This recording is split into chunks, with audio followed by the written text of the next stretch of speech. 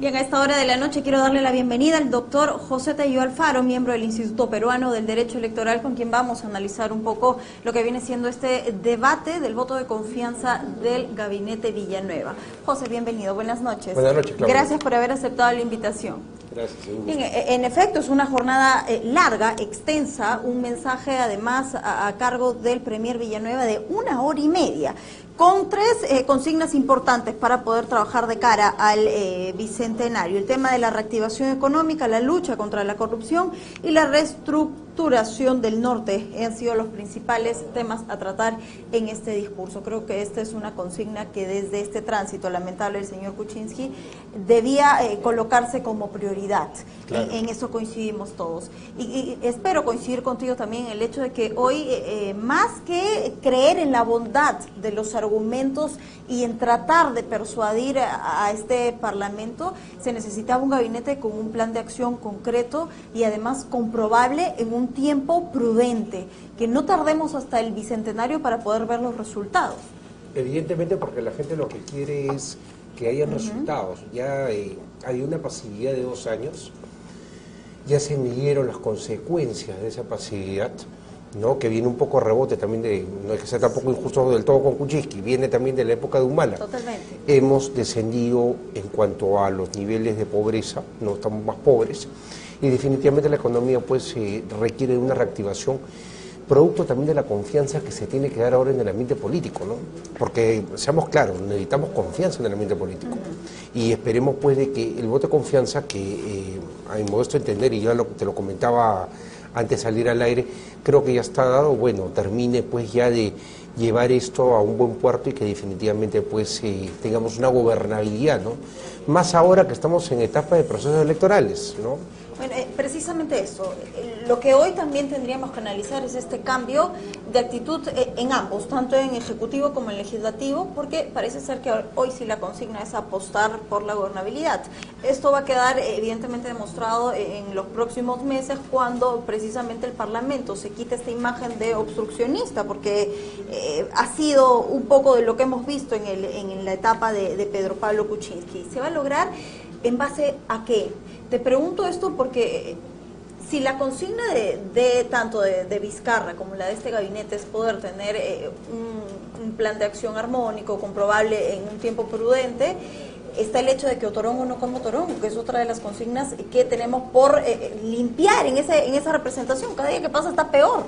Es que lo que pasa es que el Congreso no está haciendo mucho para ayudarse tampoco, ¿no? Ciertos blindajes que han habido con algunos personajes, por decirlo de menos, ¿no? Definitivamente pues le ensucia la cara a un Parlamento que requiere más bien verse ahora propositivo y verse coadyuvando a que esto funcione, ¿no? A empujar el carro. ¿Ha perdido esa calidad moral como para decir, bueno, vamos a apostar por la gobernabilidad o bueno, nos vamos a volver menos obstruccionistas porque cada día que pasa tenemos más procesos que intentan desaforar políticamente a alguien porque se está tratando de levantar la inmunidad parlamentaria por ahí a como 4 o 5 congresistas? Lo que ocurre es lo siguiente, mira, y eso es algo que siempre se da en política. La política requiere coherencia. Si tú tienes una posición muy radical con un tema, obviamente pues tienes una posición inflexible, ¿no? Y tienes una posición muy dura que defender, y por ende eres más fácil de ser atacado. En el Congreso han llevado en algunos momentos este tema de la fiscalización una suerte de cacería de brujas, pero el tema está, ¿dónde está la coherencia cuando se trata de los parlamentarios de la propia bancada? ¿Por qué no son llevados, como cualquier otro parlamentario, en situación normal, bueno, pues a que se analice su caso y se vea si es que tiene que haber ahí algún tipo de acción? Entonces, acción me refiero a sancionadora, ¿no? Pero en el caso del Congreso no se ha visto eso. En consecuencia, por un lado un discurso, ¿no?, fiscalizador, duro con el Ejecutivo, como el que hemos tenido en la época de Kuczynski, y por otro lado, pues, mensajes de que con ellos la cosa pasa por agua tibia. Entonces, el Parlamento está muy desacreditado ahora.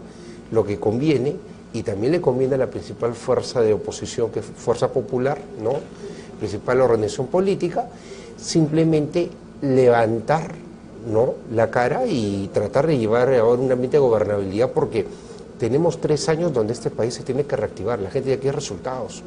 Las encuestas han sido bastante contundentes respecto de Keiko Fujimori y de Kenji Fujimori, ¿no? Y sabemos pues que el ambiente está complicado. Ellos lo que tienen que hacer ahora es ayudar al gobierno, ¿no? Y desde el legislativo.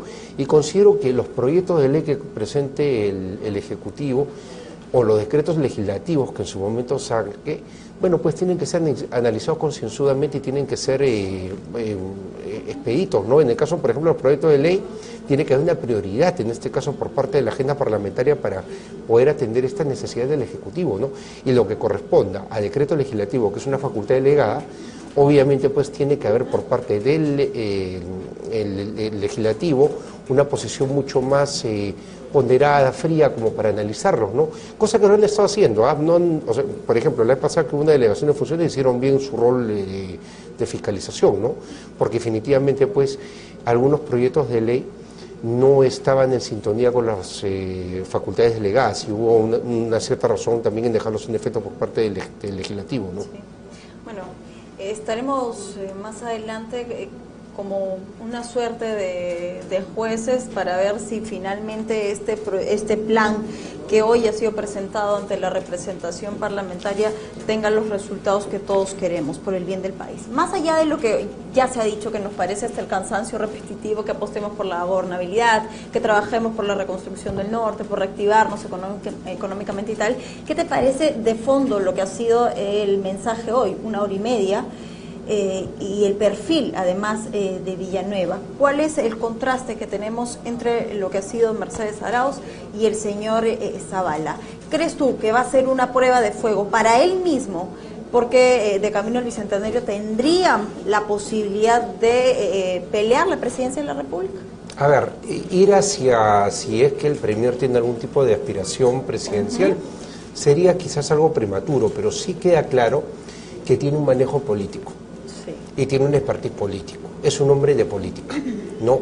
Quizás lo que le faltó en su momento a Zavala, muy encerrado en el ambiente tecnocrático, y Mercedes Arauz, bueno, con matices más políticos, pero también pues no al nivel de Villanueva. Villanueva incluso no solamente ahora dijo cosas muy claras y que iban de la mano también con lo que había mencionado el presidente Vizcarra en su momento, ¿no? Cuando asumió el cargo, sino que además también hasta el tono en que empleó histriónico, bastante fuerte, ¿no? Obviamente pues eso es de un polemista, un político que, bueno, conoce su lead. Ahora, lo importante en todo esto es que de lo dicho a la realidad pasemos pues de manera bastante contundente, ¿no? Porque se han hablado, por ejemplo, hasta reformas electorales. Sí. Se ha hablado de retomar el tema de la bicameralidad, ¿no? Darle fuerza desde el lado del Ejecutivo. Se ha pensado también en una serie de normas contra los corruptos, mayores atribuciones para la Unidad de Inteligencia Financiera, sobre todo en financiamiento de organizaciones políticas, ¿no? Me parece muy bien que las organizaciones políticas tengan que reportar bajo responsabilidad aquellas operaciones pues, que son raras, que no están bien justificadas, ¿no? De captación de fondos para campañas, por ejemplo, ¿no? Entonces, hay cosas que yo creo que tienen mucha sustancia como para lograr cambios de verdad que pueden ser interesantes. Y bueno, mejorar en algo también el sistema político, ¿no? Porque la reforma electoral es algo que no puede quedar de lado, no, para nada. Tiene que definitivamente llegarse pues a mejorar esto, ¿no? Ahora, también quería mencionar de que tenemos nosotros algunos temas de reforma constitucional también, ¿no? Que hay que verlo bien. Creo que ahí con el legislativo tiene que haber un consenso como para que se puedan hacer reformas constitucionales, sobre todo cuando se trata la materia penal y algunas figuras como la muerte civil o, por ejemplo, la ampliación de algunas medidas que pueden resultar fuertes, pero también que son contradictorias con la Constitución, como por ejemplo esta norma que impide que postulen a cargo de elección popular a aquellas personas que incluso cumplieron su condena. Sí.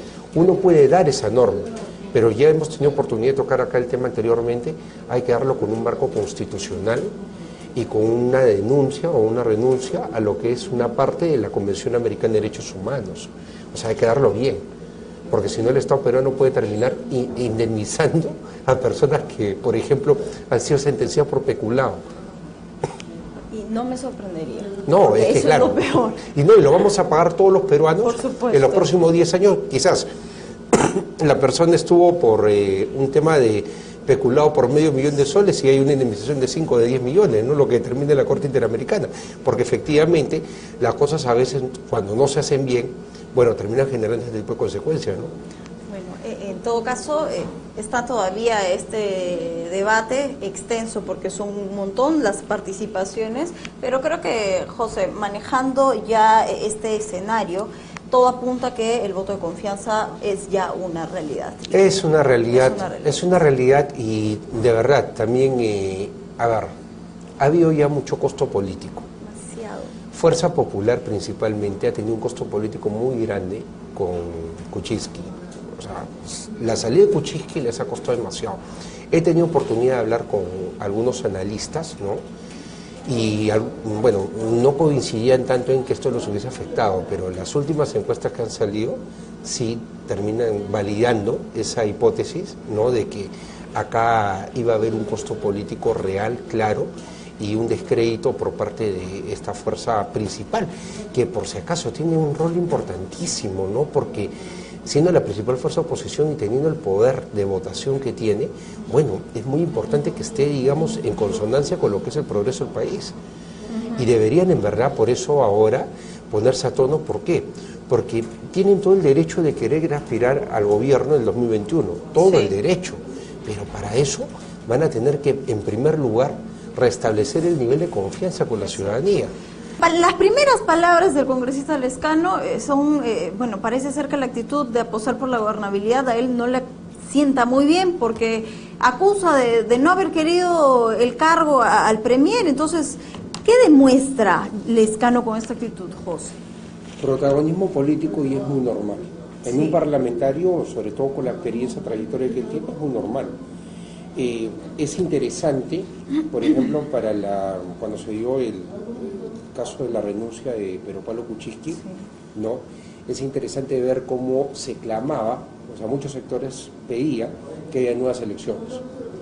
Sabemos que constitucionalmente eso es inviable, porque si se dio el 2001 fue porque hubo una disposición en la propia Constitución, una disposición final y transitoria, solo para ese periodo, que permitió ese cambio.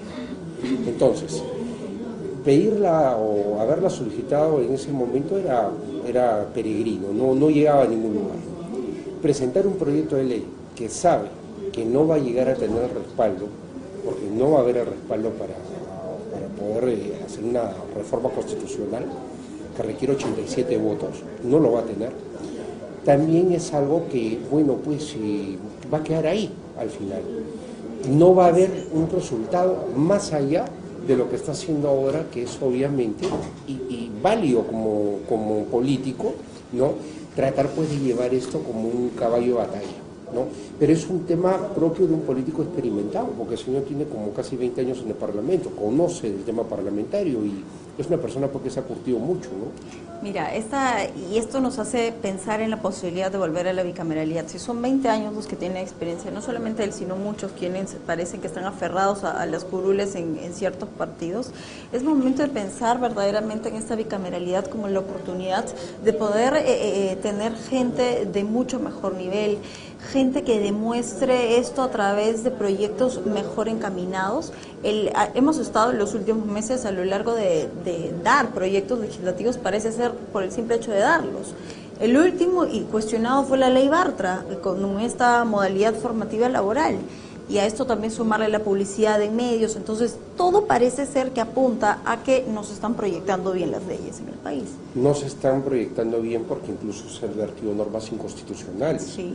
La que se mencionó hace un rato, la 30717, es inconstitucional. Hay normas que definitivamente pues han debido ser mejor pensadas. Se está legislando mucho para la foto y eso es peligroso. Entonces, sí es necesario un Senado que revise las normas, porque también acá hay que dejarle bien en claro a nuestra teleaudiencia, ¿no? De que nosotros tenemos modelos de bicameralismo y el Perú ha tenido más de un modelo de bicameralismo. El bicameralismo perfecto por ejemplo, fue el que tuvimos con la Constitución de 79, donde tanto la Cámara de Senadores como la Cámara de Diputados legislaban y había problemas, porque ese es el concepto de bicameralismo perfecto, que ambas cámaras legislan. Ahora estamos apostando o apostaremos por un modelo de bicameralismo imperfecto, donde una sola es la que legisla, que es la Cámara de Diputados, y la Cámara de Senadores o Cámara Alta es una Cámara revisora, que también designa a las principales autoridades del país, ¿no? Entonces, nosotros lo que tenemos ahora es un unicameralismo imperfecto también. Totalmente. Gracias a la comisión, pero no por la calidad de la normatividad, sino ¿sabes lo que ocurre? Por la presencia de una comisión permanente, que incluso aunque se disuelve el Parlamento, se mantiene ella en ejercicio, ¿no?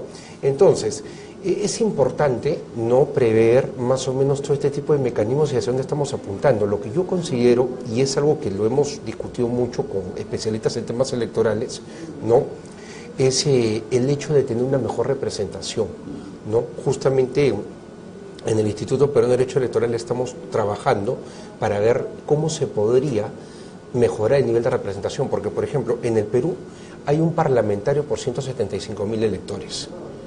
El promedio es entre 50 y 100.000 en otros países. O sea, me refiero, sí, un congresista, un parlamentario, un diputado, por esa cantidad de personas, de 50 a 100.000. Acá estamos con una subrepresentación. Pero ¿qué ocurre? Y acá hay que entender también el clamor de la gente. También me pongo en el lugar de ciudadano, de a pie, y contribuyente. Incrementar el presupuesto del Parlamento, imposible. ¿Qué es lo que se tiene que hacer? Algo concreto. Que los despachos parlamentarios dejen de ser, pues, feudos, donde tienes a un congresista, tienes dos asesores cuyos sueldos suman el de un parlamentario más, tienes aparte secretaria, tienes aparte asistente, y por ahí alguna que otra cosa más fuera del presupuesto de gasto y todo. Si nosotros, por ejemplo, racionalizamos, como en algún momento hubo ese criterio mucho más amplio por la bicameralidad justamente, y tenemos un staff de asesores por bancada, tenemos secretarias por bancada y tenemos a los congresistas más articulados como bancada que como individualidades, cada uno con un despacho con 1000 prerrogativas, creo que esto podría funcionar. Podríamos tener casi el mismo presupuesto y podríamos tener, si no el doble, casi algo, por lo menos algo más de un tercio más de parlamentarios, ¿no? Hasta 2/3, diría yo, de parlamentarios. Eso es algo que toda la ciudadanía critica, y es el hecho de los sueldos elevados a personas que no... Y ¿sabes qué es lo más preocupante? Es que en las propuestas también que han habido sobre bicameralidad, ahí no hay propuestas pero se habla de mantener los 130. O sea, pasamos de 100 congresistas, que ahora serían diputados, a 30, y bueno, y tener 30 adicionales que serían los senadores. Claro, pero ¿sabes por qué es eso? Porque nadie quiere dejar su despacho. ¿Por qué? Ese es el tema. Ellos deberían de verdad racionalizar todo esto, el uso de los recursos públicos, porque son recursos de todos nosotros los peruanos, y verdaderamente mejorar la representación, la fiscalización y sobre todo legislar pues con mucho mayor coherencia, normas mejor pensadas, ¿no? Bien, José, quiero ir a otro punto que ha sido mencionado dentro de este discurso, y es el sueño que tenemos como país de formar parte de este grupo de la OCDE. ¿Va a ser posible, crees tú que...? Y ya tu risa me lo dice todo, de aquí, de camino al Bicentenario, porque el Bicentenario es lo que va a marcar, parece ser la pauta de este nuevo gobierno, es el hecho de hacer los sueños realidad. ¿Llegaremos a formar parte de la OCDE? Creo que podemos retomar el camino. Eso es lo más realista. Sí. Porque no estamos en el camino, eso por descontado, no estamos en el camino. Sí retomar el camino y ¿por qué no? Con buen viento. A colación también está lo que se ha mencionado y forma parte de que hemos perdido un 1% importante de esta pobreza en el país. 375.000 son los peruanos que se han sumado al grupo de la pobreza. En este país, si se está intentando reactivar la economía, ¿por qué nos aferramos, crees tú, a solo los metales? Hoy el Premier ha sido claro y tajante en decir que muchas veces apostamos por papa de otro lado cuando tenemos cantidad de papa en este país. ¿Eso forma parte de precisamente aferrarnos a una sola cosa teniendo otros recursos? Lo que pasa es que tiene que haber un plan de reactivación que en verdad sea coherente. El Ministerio de la Producción es clave en todo esto, tenemos porque, bueno, pero ahí viene un detalle, ¿no? Hay políticas de Estado que tienen que seguirse aunque termine un gobierno. No el hecho de que termine un gobierno significa que todo lo que hizo estuvo mal y que hay que hacer cosas de nuevo. Lo por que ejemplo, se debe quedar. Claro, por ejemplo, hay una serie de políticas, y ya sería largo entrar en detalles, que direccionó en su momento, que salió el del despacho de Gersi, no el ministro de la producción que tuvimos, que estaban muy orientadas justamente a reactivar, ¿no?, la pequeña mediana empresa. Sin embargo, el tema pues ha quedado como que ahí, como que venido a menos, porque una nueva gestión, lamentablemente el famoso gabinete de lujo, pues, y todo lo que ya conocemos, ¿no? Pero el hecho concreto es que ahora, con mucha humildad, se tienen que recoger las buenas ideas y se tiene que reactivar la economía. Pero hay un detalle que es importante: la construcción ha sido muy afectada por el escándalo de Odebrecht. Sí. Y sobre todo por normas que en verdad son literalmente, tienen un efecto paralizante en la economía, o sea, todo lo que es la industria de la construcción, ¿no? La paraliza literalmente, ¿no?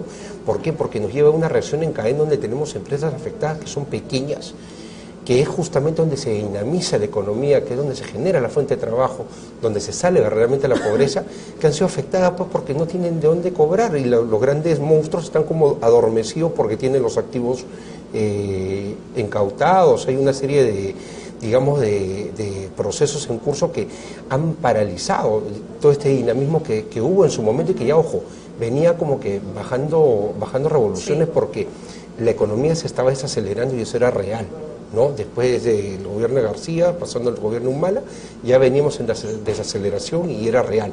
Pero ahí viene la cosa. Hay que pensar, por ejemplo, en mecanismos mucho más eficientes como el que han aplicado en otros países, multas millonarias, especie de cauciones que permitan que las industrias sigan trabajando, sigan moviéndose, generando ingresos, pero también para el Estado un monto de dinero importante como para evitar de que, bueno, salga afectado al final. Estados Unidos, por ejemplo, Odebrecht le cobró $2.500 millones. Una caución, ¿Tú y crees nosotros... que a través de este tipo de montos limitaríamos un poco las colaboraciones eficaces, limitaríamos un poco la dirección en los procesos de investigación? No, porque una cosa es la empresa, que se puede mover con personas nuevas, porque eso ocurre en una corporación. En una corporación, cuando sufre este tipo de situaciones, lo que se hace son cambios normales porque son empresas que cotizan en bolsa. Entonces lo que se busca es un recambio. Sí. Las personas que cometieron su error tienen que responder penalmente y civilmente también por la afectación económica. Pero hay un detalle: en lo que se refiere a la empresa hay que mantenerla viva porque es la que da trabajo. Eso sí, sin perjuicio de una buena caución, de un buen, digamos, una buena fianza, por decirlo de alguna manera, un pago consistente que permita pues que el Estado también tenga posibilidad de resarcirse por una afectación, pero no matar la empresa, no prohibirle contratar. Eso es terrible. Eso es terrible. Por eso te digo, o sea, se tienen que ver mecanismos mucho más saludables. ¿Por qué? Porque necesitamos, por ejemplo, del expertise de Graña y Montero. Tiene más de 80 años en el país y obviamente ha generado toda una escuela generacional de ingenieros, de arquitectos que han salido de ahí, obviamente con mucho prestigio. Y así podemos sumar a otras empresas más importantes peruanas. Se puede decir que se van estas empresas, entre comillas, corruptas y vienen otras nuevas. Bueno, es un tema que no se da en el corto plazo. Y mientras no se da eso, obviamente, pues la economía está como está, por lo menos para la construcción. Bueno, hay que esperar estos resultados comprobables en tiempo corto. Y además, José, con esto quiero aprovechar ahora que te veo porque no lo hemos podido analizar en su momento, y es esta revocación, es la revocatoria de la orden de prisión preventiva para los Humala Heredia. Hoy ellos han formado parte de esta diligencia con el doctor Juárez Atoche.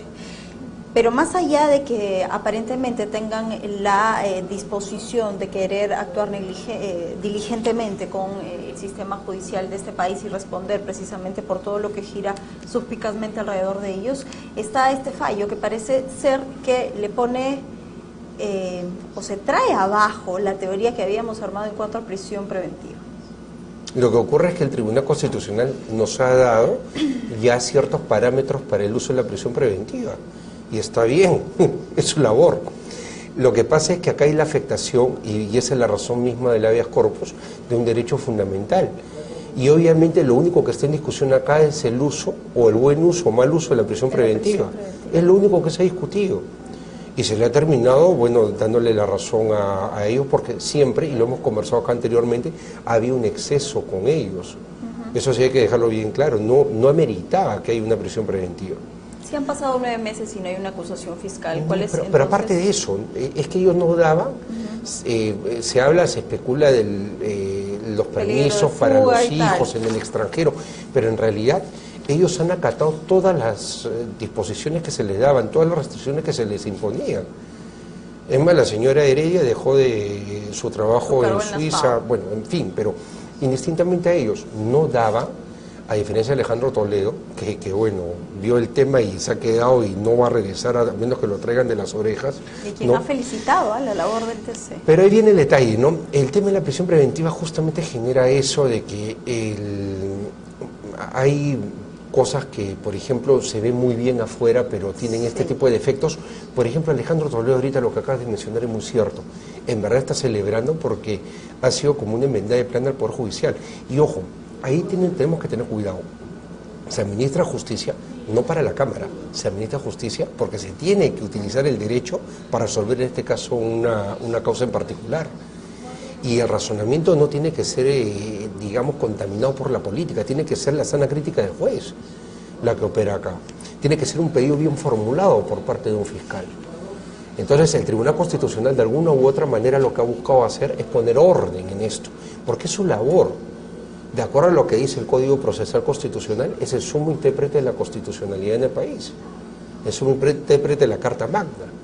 Yo traigo a colación el tema de Alejandro Toledo porque Heriberto Benítez ha presentado un sinfín de habeas corpus, también alegando que no se está respetando el debido proceso ni el derecho a defensa que tiene su patrocinado. ¿Estaríamos, crees tú, ante la posibilidad de que esto se dé?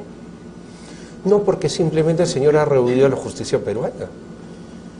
Y porque en el caso de él sí están las cosas bastante claras, las cosas también, ¿no? Es muy diferente. Con los Humala Heredia las cosas no están definidas. Con el caso del presidente Toledo todo lo contrario, el asunto está súper bien definido. Y es más, se ve incluso hasta la utilización pues de otros países que incluso podrían hasta accionar con él porque acá hay un tema de lavado de activos, ¿no? Sí. Es delicadísimo, ¿no? Bueno, es delicadísimo, pero en todo caso estaremos pendientes a ver qué es lo que va a determinar esta intención de quererle limpiar la cara al país a través de los actores políticos. José, quiero agradecerte por siempre tener a bien acompañarnos y nos volveremos a encontrar en otra oportunidad. Gracias.